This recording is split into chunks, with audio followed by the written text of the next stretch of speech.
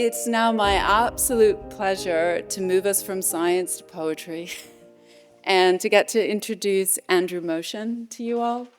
So Andrew was the UK Poet Laureate from 1999 to 2009. And for the last 10 years, he's been Homewood Professor of the Arts at the Writing Seminars at Johns Hopkins. And he's written biographies of Philip Larkin and John Keats, 2 wonderful memoirs, and many, many, many books of poems. On a personal note, I want to say that when I was writing my book, Andrew's belief in me and in it was incredibly meaningful and honestly felt a little bit like a miracle. I mean, who would ever imagine that a poet laureate had your back? That was just inconceivable. So I count myself extremely lucky to be able to stand here before you and introduce you to Andrew Motion, who is my friend. Thank you, Andrew.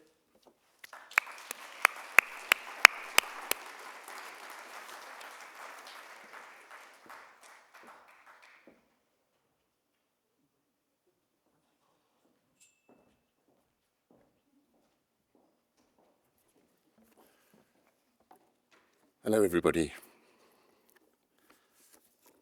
I wish I could say that this was a kind of easy listening interval time. At least I sort of wish that. But it won't be quite for reasons that you'll soon see. I do feel very honoured to be here, I must say, and delighted. But I have to confess that when Hanna first suggested that I read to you some of my poems today, I did hesitate to accept, despite my affection for Hanna and my great admiration for her work. And I hesitated for a very simple reason. While I've been writing poems for about 60 years now, I've never written about addiction. So I didn't, and still don't, want my reading here now to be an irrelevance or worse, a distraction from the main business of today. But Hanna insisted, and of course the book bears this out, that poetry plays an important part in the development of her argument, with an especially interesting passage in the book about Anne Sexton's scalding poem called Wanting to Die. And she wanted that importance underlined. Eventually, this fact, combined with my affection for Hanna and my respect for what she's achieved in her marvelous book, compelled me. Besides, although I've never written about addiction, I do realize that my lifelong preoccupation with poetry can be construed as a kind of obsession, and also realize that rightly or wrongly, I interpret obsession as a cousin of addiction. Strictly speaking, of course, addiction involves compulsive substance or behavioral use leading to physical dependence, whereas obsession is a psychological state which usually lacks this aspect of physical dependency. Though I must say, some days, sitting at my desk, wrapped around myself like a pretzel, I do wonder where one condition ends and the next one begins. I also wonder, though realize this might be stretching a point, whether we might for a moment consider poetic form as a relatively innocuous manifestation of addiction, in the sense that all poetic forms, traditional and free, involve actions of sense, actions of sound, that repeat in ways that depend on each other until the poem is concluded. And I also wonder whether we can't think of a poet's choice of themes as a form of addiction too, in the sense that all poets worth their salt return over and over to a subject they can't leave alone, even though they might feel that abandoning it would in some respects improve the quality of their life. As I say, that might well be stretching a point. In all events, I can at least say this with complete conviction, that I've been obsessed with the same subject all my writing life. If that subject was, say, tomatoes, I'd have exhausted it a long time ago. But as it is, my subject has an almost infinite number of facets, or does for me at any rate. The subject is how we humans deal with the fact that we live in time. Or to put it more bluntly, the subject is death. So here, and with further thanks to Hanna for inviting me and for writing such a lucid, compassionate, and important book, here are some elegies as proof of my obsession in action. The first poem I'm going to read is one that I wrote 30 and some years ago now. I grew up in the English countryside, and my parents did country things, which actually included having a pretty serious 6 o'clock cocktail hour too, though an hour is not quite as long as it lasted. My dad was a brewer, so you can imagine. But country people doing country things, which included riding horses. And this is a poem. Most of this poem is about watching somebody shoe a horse, but then it takes a turn, as you'll see at the end. And the poem is called Serenade. There were the 2 ponies, and there was Serenade, which belonged to my mother, though who belonged would be better in view of the girlish head lift she had, and her flounce to and fro in the lumpy field, and that big womanish rump I always gave a wide berth to. When the blacksmith came to shoe her, which was seldom in summer, but otherwise often, she would let him hoist and stretch out first one hind leg, and then the other, with a definitely melancholy, embarrassed restraint. The blacksmith was ferret-faced and rat-bodied, hardly man enough to keep aloft the great weight of 1 foot at a time, though he did keep it sort of aloft, crouched over double and bent at the knees to make a peculiar angle which held each hoof still on his battle-scarred apron. He would set up shop under the covered entranceway between our house and the stable block, a ramshackle, clabbered affair, black or black weathering to green, with swallows' mud villages proliferating in the rafters. I liked it there in the drive-through, which was also where we parked the car, but not on his days, for the oil maps on the dusty cement, brilliant as the wet skin of a trout, and for the puzzling swallow-ship patterns, and most of all for that place by the corner drain where a grass snake had appeared once, an electric green, sleepy-looking marvel, which, when it disappeared, left a print of itself that stayed in the mind forever. The blacksmith always did cold shoeing, prizing off each thin moon crescent, then carving the hoof with a bone-handled, long-bladed knife. The miracle of no pain. Serenade gone loose in her skin, her strength out of her, so she seemed suspended in water, her hypnotized breathing steady, the smell of piss and musty hay and ammonia sweat coming off her, her head dropping down, eyes half closed now, and me a boy, watching the earth-stained sole of her hoof turning pure white as the blacksmith pared and trimmed, leaving the nervous diamond of the frog well alone, but showing me, just by looking, how even to touch that, much worse cut it, would wake her and break the spell, and our 2 heads with it. Our collie dog sat near where the snake had been, ravenous black and white, all ears, sometimes fidgeting her 2 slim front feet, glancing away as if about to dash off, then twisting back, licking her lips, and swallowing with a half whine. She knew better than to get under anyone's feet.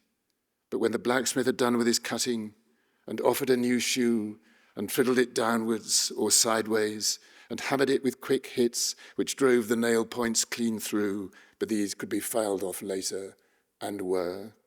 When this was all done, he kicked the clippings across the cement, and now it was the collie's turn to show a sad restraint, taking one delicate piece between her pink lips, ashamed to be a slave of appetite, and curving away into the yard to eat it in private.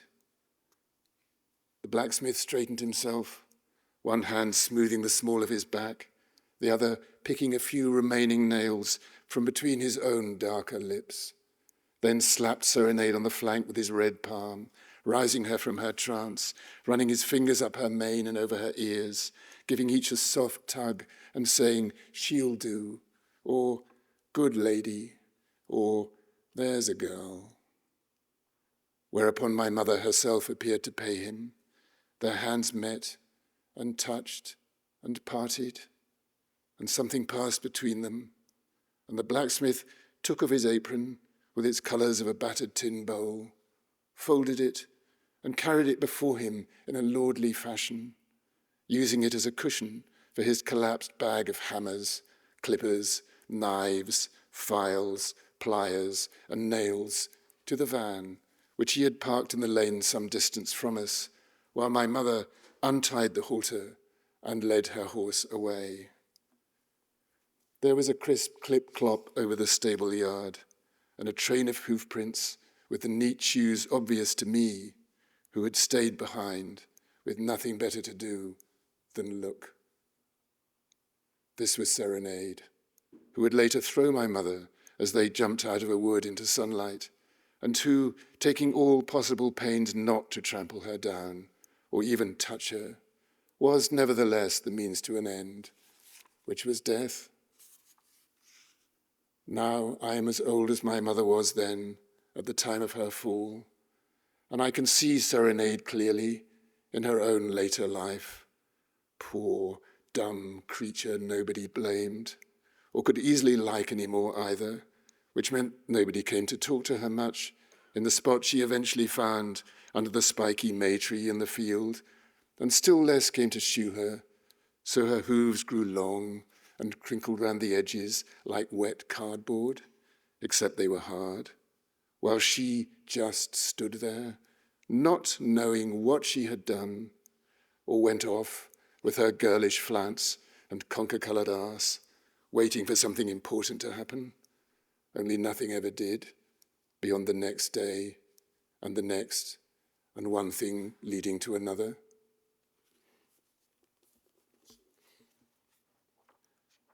Many years later, my father died, and I, of course, wanted to give him a send-off of some kind to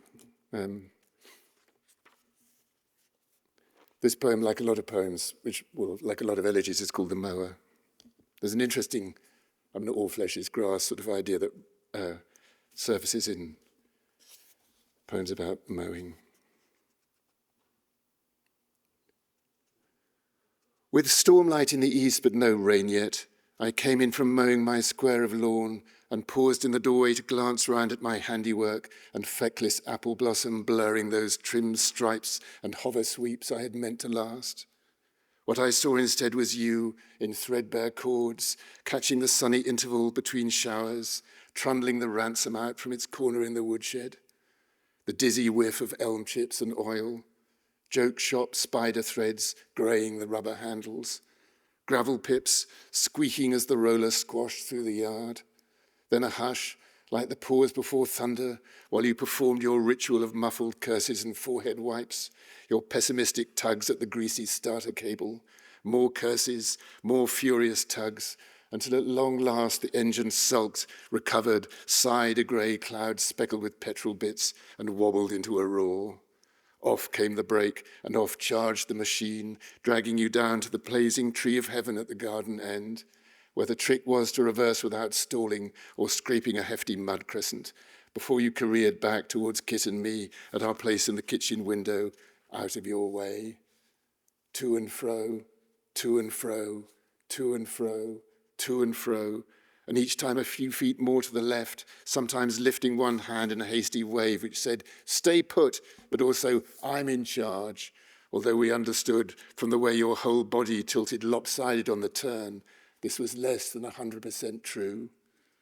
Getting the job done was all we ever wanted, parked with our cricket things and happy enough to wait, since experience had taught us that after you'd unhooked the big green metal grass basket with its peeling by royal appointment transfer, lugged it off to the smoking heap by the compost, thumped it empty, then reappeared to give us the thumbs up, we were already allowed to burst suddenly out like dogs in the sweet air, measure the pitch between our studious stump plantings, toss to see who went in first, then wait for you to turn up again from the woodshed, where you had taken 5 minutes to switch the petrol off and wipe the blades down and polish the grass basket, although it never would shine up much, being what you called venerable. You always did come back. That was the thing. As you also come back now in the week you died, just missing the first thick gusts of rain and the last of the giddy apple blossom falling into your footprints, with bright grass flecks on your shoes and trouser legs, carefree for a minute and young and fit for life, but cutting clean through me, then vanishing for good.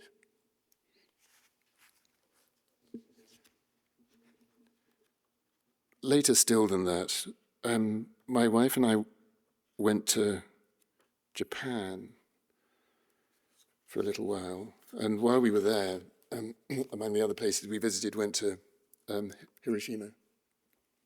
And while we were there, my wife's Korean, we went to the Korean Memorial, which is part of the larger memorial to the dropping of the bomb. And this is about that. An impossible subject, of course, so it comes at it from quite an oblique angle. The Korean Memorial at Hiroshima. There was hardly time between the Peace Museum and the bullet train to Tokyo, but our hosts instructed the taxi to find the memorial to the Koreans. 10,000 Koreans killed that morning. You, being Korean, had to see it. We had been crying in the museum, the charred school uniforms, the lunchbox with its meal of charcoal, the shadow of a seated woman printed on the steps of a bank. Everyone else was crying too. We shuffled round in a queue, crying and saying nothing. Then we stood in the rain, squaring up to the memorial, a spike of rusty flowers and a tide scum of dead cherry blossom, 5 or 6 miniature ceremonial costumes made of folded paper and left to moulder, pink and custard yellow. You could hardly leave soon enough. The taxi only just made it, sputtering among black cherries, then stalling by the skeleton of the one dome to survive the blast. No need to worry about the train, though. The trains in Japan run on time. In 2 hours and 15 minutes, we would see Mount Fuji, cloud cover permitting, and the snowcap, like a handkerchief, draped over a tumbler of water in the moment of suspense before a magician taps his wand and the tumbler disappears. And I'll end by reading a poem that I know at least one or two of you in the audience have heard before, which I'm sort of sorry about, and sort of not. I'm assuming that if the poem's worth itself, then it's worth hearing more than once. With a friend, a former pupil of mine actually from a previous life, we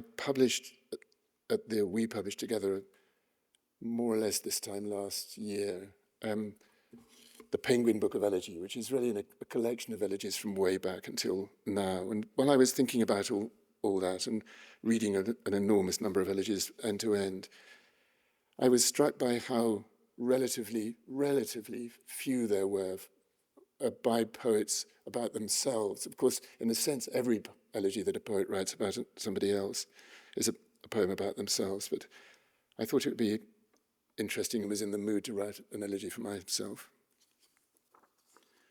So here is this poem, which is made up of 8 unrhymed at the end of the lines anyway, sonnets. Autumn Light. Andrew Motion has also died, although the gull, wail, or wave of him appears still in bolts of good weather, thrashing the sad Atlantic. He was a fool, in his own opinion, always wiping the slate, always failing. Now he is in 2 minds, drowning here, there, now, then. As for myself, I am living, or partly, in ways he imagined, borderless, bodiless, prowling the shore, not leaving so much as a footprint, browsing at will through ripped pages of ocean. So what if mine twists ahead molish, following its nose, although eyes continually blind and tongue not possible to say, which is okay. Listen instead to head thinking it finds advantage at each blockage, even at sheer drops where subjects stop dead. Not for me, evidently. I am still all eyes, all ears, and have my say along avernal carriageways where wiry roots present no obstacle and constellations of important stones show death is more enchanting now than life. No wonder I am frankly excited. Like when a girder, or possibly a bomb, drops and a pigeon flock explodes, shapeless briefly, dazzled and sunstruck mother-of-pearl fractions, then fondly deciding as one tomahawk, arrowhead, cornetto, wax bust melting under pressure of gravity or intense heat until, forget it, turning instead to satin ribbons, oily drops clean off the face of the sky, and finally, as you were, everyone, do your best worst, pecking city debris raised to a car park. Better angels. Now there's an idea. Perhaps I'm one of those, pad along the shore and look no footprint. Is it enough to say, sunrise and light breaking make my day? There are people I miss, true, but when I greet with love, I pass straight through. Now, amazed by what I'm used to, I expect disappointment will continue. Every time one small midday wave ruffles up the sand, it leaves a sign, becoming bubbles in a froth of serious impatience. But I live enough, apparently. Better still, admire it. Or like a rain-bleached, clabbered plank, laid off-center between two tracks of stepping stones, two banks of reed where lily pads on water wander, and flotsam, fallen from the bright blue sky, takes off and lands as dragonflies. Decision ends. Involvement ends to all intents and purposes. Instead, the privacies of silence operate while zodiacs complete their machinations unobserved and sunlight settles down in long straight lines. The water gulps from time to time, its brown breath rotten with dead leaves, its lighting dim, interior and faltering. That nettle clump, still vigorous despite meandering in shade between one bonded warehouse long abandoned and the next ditto. It does tremble too whenever breeze drags fingers through dry fringes of the universe. Or was that me? Despite eyes peeled, I long since lost all sense of where I might begin and end. Bury me, like I say, bury me. I have squandered enough among dead souls who pour fistfuls of sand from one hand to another. No one except me sleeps in the sky, dissolving my atoms among raindrops clinging to clouds, and when night falls, letting go, sometimes like Deus ex machina, swinging legs while breeze rumples silk, at others simply plunging. In every case, after taking careful aim, I re-enter my life like a bullet loaded in a gun. I like that oily powder smell. It speaks to me of everything alive. Or like the last light, letting down ropes and random ties, then coiling underwater, denying earthly use, except to be bright shapes and fading, whispering in languages unknown, yet still observable as parodies of what might be, e.g., the glimmer of a distant town. Who lives there? Could it be where Andrew Motion went to die? I know already what is peaceful in the aftermath of all desire, but wonder if the song I hear is just the turning tide before and always shh. Thank you for listening to me.